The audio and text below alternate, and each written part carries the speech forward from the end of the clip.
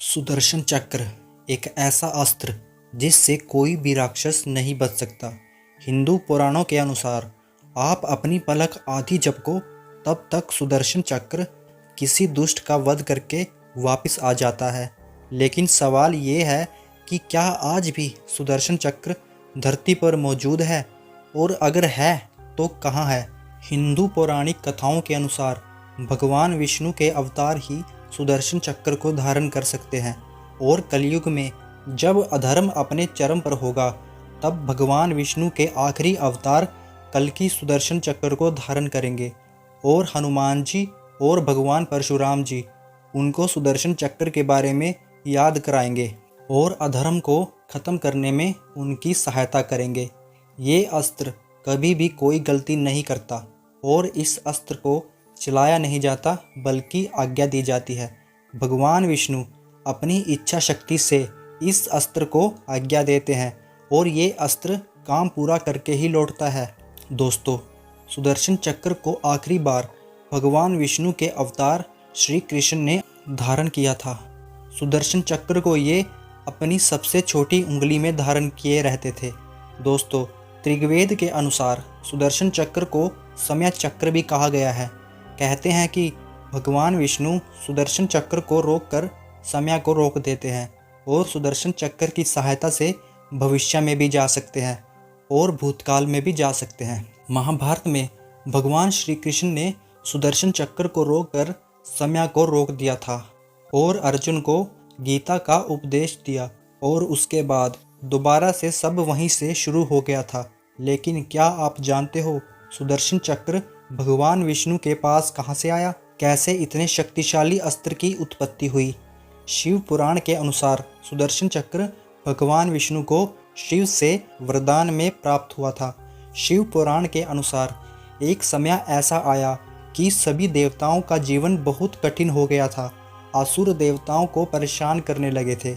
जब सभी देवताओं को कुछ समझ नहीं आ रहा था कि वो सभी क्या करें, तो सभी देवता इकट्ठे होकर भगवान विष्णु से सहायता मांगने गए। देवताओं ने भगवान विष्णु जी से आग्रह किया कि वो उनको राक्षसों से मुक्त कराएं। जब भगवान विष्णु सभी देवताओं के आग्रह को स्वीकार करके उन असुरों के साथ युद्ध करने गए, तो भगवान विष्णु जी को समझ आया कि इन असुरों के पास पहले से ही ऐसी शक्तियां हैं जो पल भर में ही अपने ऊपर लगी चोट को ठीक कर सकते हैं। जब भगवान विष्णु जी को कुछ समझ नहीं आया, तो उन्होंने सोचा कि असुरों का वध करने के लिए भगवान शिव की सहायता लेनी होगी। जब भगवान विष्णु शिव के पास पहुँचे, तो भगवान शिव समाधि में लीन थे। भगवान विष्णु भगवान शिव को समाधि से जगाना नहीं चाहते थे, इसलिए वो वापस आ गए और भगवान शिव की हर रोज़ आराधना करने लगे, इस सोच में कि भगवान शिव कभी तो उनकी आराधना स्वीकार करेंगे। जब भगवान विष्णु शिव की पूजा करते थे, तो वो शिवलिंग पर हर रोज़ 1000 कमल के फूल अर्पित करते थे। उन्होंने सालों तक भगवान शिव की आराधना की।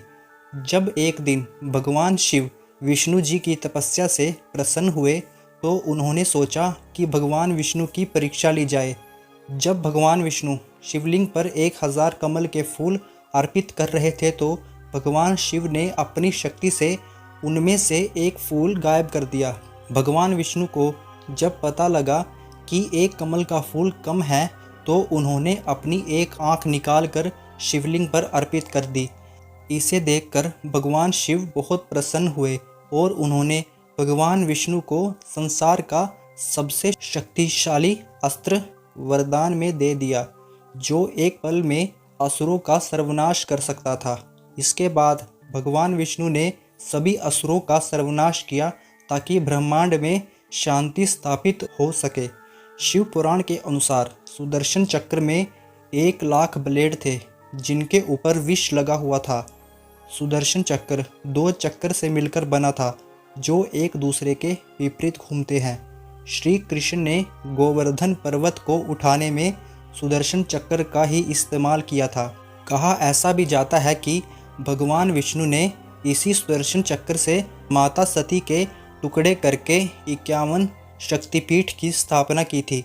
दोस्तों, श्री कृष्ण ने आखिरी बार महाभारत में अर्जुन की सहायता करने के लिए सुदर्शन चक्र का इस्तेमाल किया था। इसके बाद कहीं पर भी सुदर्शन चक्र का जिक्र नहीं किया गया है। कहते हैं कि जब भगवान श्री कृष्ण ने देह त्याग किया था तो सुदर्शन चक्र भी उनके साथ धरती में समा गया था। इसके बाद ना किसी पुराण में सुदर्शन चक्र के बारे में वर्णन है और ना ही किसी ने इसे देखा। सुदर्शन चक्र को भगवान विष्णु के अवतार ही धारण कर सकते हैं। इसीलिए जब कलयुग में पाप चरम पर होगा तब भगवान कल्कि सुदर्शन चक्र को धारण करेंगे और पाप का अंत करेंगे।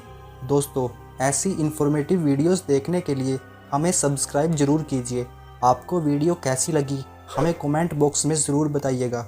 मिलते हैं अगली वीडियो में एक सच्ची कहानी और एक सच्चे रहस्य के साथ।